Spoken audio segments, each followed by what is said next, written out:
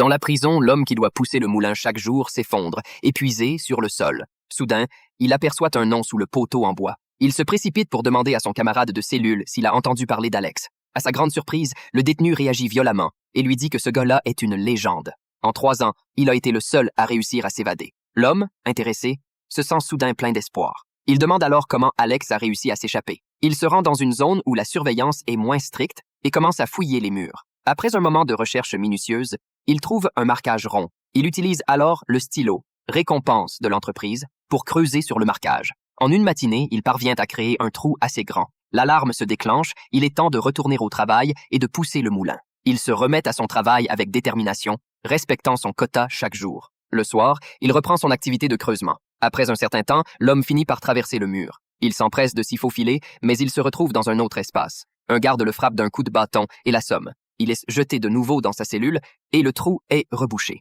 Comme punition, son camarade de cellule reçoit une sévère correction. L'homme se sent profondément coupable et s'excuse sans cesse. Mais son camarade lui répond calmement qu'il avait toujours voulu s'en échapper.